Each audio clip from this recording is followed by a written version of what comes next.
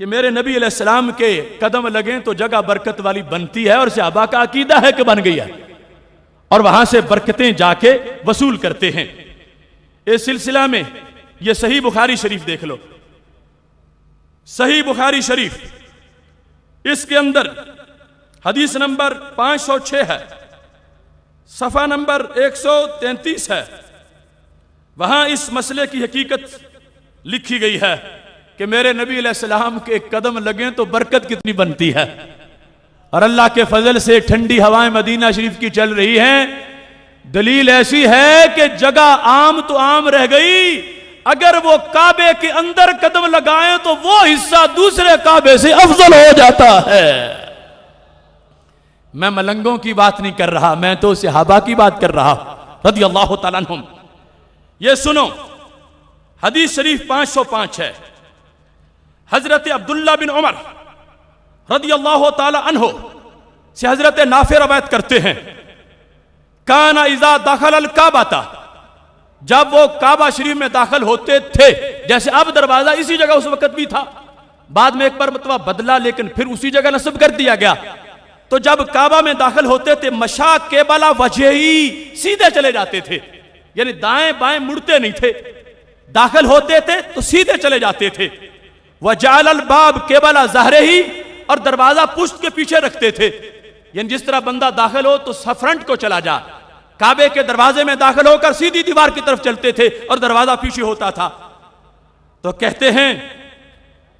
قریبا من 3 اذرع صلی،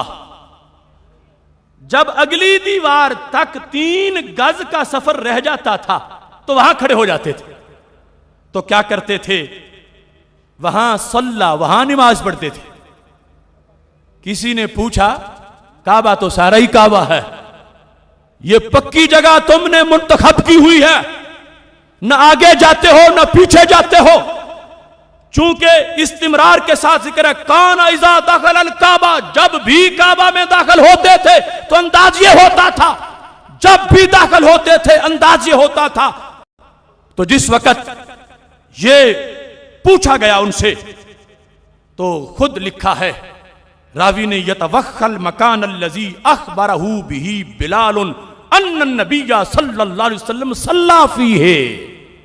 کہ حضرت عبداللہ بن عمر اس جگہ اس لیے نماز پڑھتے تھے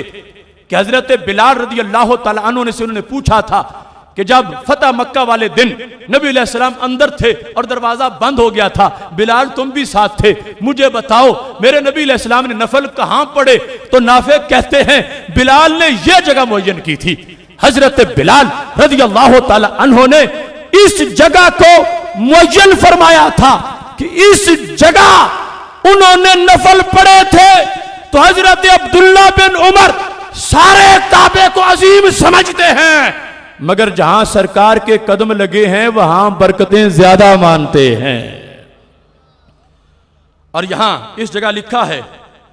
قال ولیس علی احدنا بأس،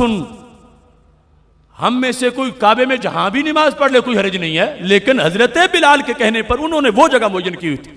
اس واسطے کی تھی کہ سرکار کے قدم وہاں لگے ہیں۔